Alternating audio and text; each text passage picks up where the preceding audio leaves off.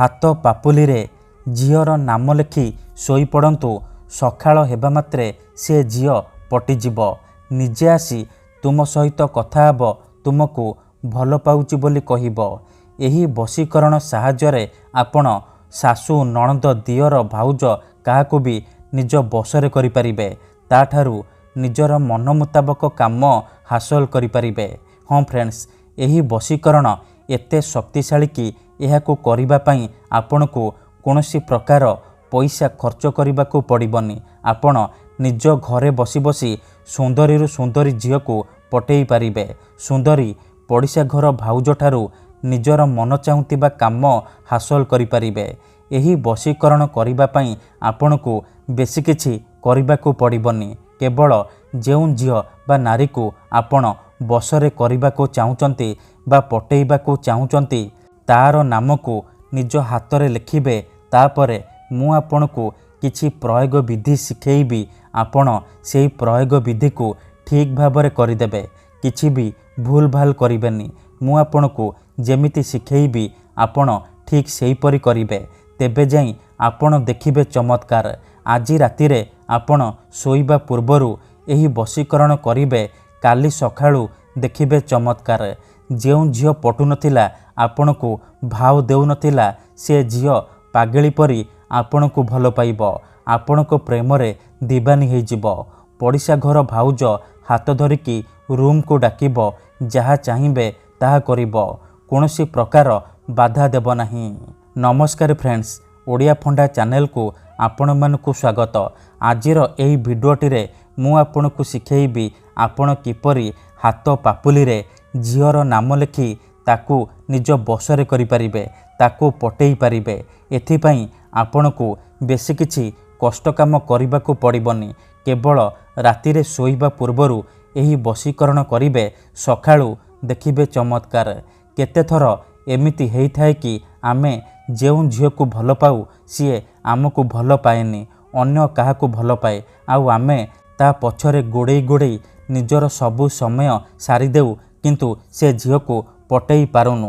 जदि आपण भी एहीपरि परिस्थिति रे पड़िछंती, जेते चेष्टा कले मध्य निज पसंदर से झीलकू पटेई पारुनांती, ता पछरे गोड़ेई गोड़ेई निजर सबु समय सारी सारिलेणी, किंतु से झीलकू पटेई पारुनांती, तेबे मो कथा मानी आज रातिरे हाथ पापुली रे तार नाम लिखि सोई पड़ंतु। ग्यारंटी देउची आज रातिरे एही वशीकरण करिबे। सकाळ हेबा मात्रे देखिबे चमत्कार। से झील आपनकू देखिबा मात्रे निजे आसी आपनक सहित कथा हेब, आपनकू भल पाउची बोली कहिब। एही वशीकरण करिबा सबुठारु सहज। केउ भी पुओ बा झील एही वशीकरण अति सहजरे करिपारिबे। निज प्रेम को पाइबा पई, निज प्रेम को हासिल करिबा पई एही वशीकरण प्रयोग करिपारिबे। किंबा केउ भी कुआरी झील बा पड़िशा घर सुंदरी भाउज को निज बसरे करिबा पई आपण एही वशीकरण प्रयोग करिपारिबे। एही वशीकरणर अनेक फायदा अछि। तेणु मोर आपण मानकू अनुरोध कि आपण भिडियोटी को मूलरू शेष पर्यंत पूरा ध्यान सहित देखंतु। प्रयोग विधि को ठीक भाबरे बुझंतु, तेबे जाय कि आपण संपूर्ण प्रयोग विधि जानि पारिबे। विधिटी जानिबा पूर्वरु आउ गोटिए छोटिया कथा मने रखंतु। मनरे कोनोसी खराब उद्देश्य किंबा कोनोसी खराब काम पई आपण एही वशीकरण प्रयोग करिबेनी। काहेकि ना ये प्रचंड महाशक्तिशाली वशीकरण। एहार कोनोसी प्रकार काट नाही। तेणु एही वशीकरण आपण भाबी चिंतिकी प्रयोग करिबे। काहेकि ना जेउ झील बा नारी उपरे एही वशीकरण मात्र गोटिए थर प्रयोग करिदेबे, सीए सेही समय ठारू आपणक प्रेम रे दीवानी हो जिब।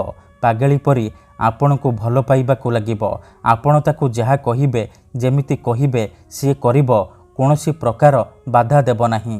तेबे मने रखंतु, एही वशीकरण विधिर किछि प्रयोग विधि अछि, किछि नियम अछि, जहाकू आपणको ठीक भाबरे करिबाकू पड़िब।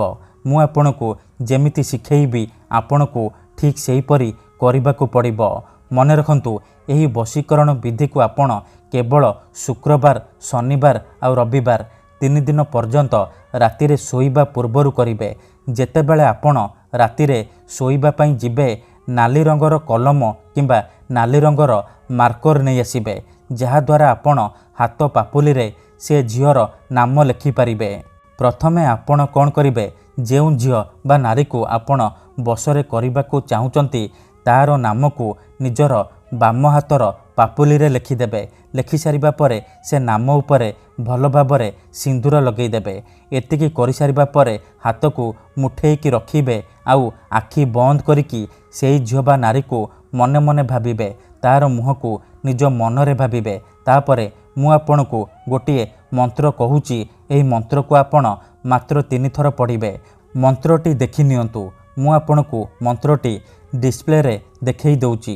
ଓମ୍ ଏଂ ହ୍ରିଂ କ୍ରିଂ ଚାମୁଣ୍ଡାୟ ବିଚ୍ଛେ ବଶ୍ୟମ୍ ବସମାନାୟ ସ୍ୱାହା। ଏହି ମନ୍ତ୍ରକୁ ଆପଣ 3 ଥର ପଢ଼ିବେ। 3 ଥର ମନ୍ତ୍ର ପଢ଼ି ସାରିବା ପରେ ଯେଉଁ ମୁଠା କରିଛନ୍ତି ସେ ମୁଠା ଉପରେ 3 ଥର ଫୁଙ୍କିଦେବେ। ଏତିକି କରିସାରିବା ପରେ ଆପଣ କ'ଣ କରିବେ, ଶୋଇପଡ଼ିବେ। ଏହିପରି ଆପଣ ଲଗାତାର 3 ଦିନ ପର୍ଯ୍ୟନ୍ତ ରାତିରେ ଶୋଇବା ପୂର୍ବରୁ କରିବେ। ପ୍ରଥମ ଦିନରୁ ହିଁ ପ୍ରଭାବ ପଡ଼ିବା ଆରମ୍ଭ ହୋଇଯିବ। କିନ୍ତୁ ମନେ ରଖନ୍ତୁ, ଏହି ବିଧିକୁ ଆପଣ ଅଧାରୁ ଛାଡ଼ିବେନି। ଲଗାତାର 3 ଦିନ ପର୍ଯ୍ୟନ୍ତ ରାତିରେ ଶୋଇବା ପୂର୍ବରୁ ଏହିପରି କରିବେ। ତାପରେ ଦେଖିବେ କିପରି ସେ ଝିଅ ବା ବିବାହିତା ନାରୀ ଆପଣଙ୍କୁ ଦେଖିବା ମାତ୍ରେ ନିଜେ ଆସି ଆପଣଙ୍କ ସହିତ କଥା ହେବ, ଆପଣଙ୍କୁ ଭଲ ପାଉଛି ବୋଲି କହିବ। ପଡ଼ିଶା ଘର ଭାଉଜ ହାତ ଧରିକି ରୁମ୍କୁ ଡାକିବ, ଯାହା ଚାହିଁବେ ତାହା କରିବ। ଧନ୍ୟବାଦ।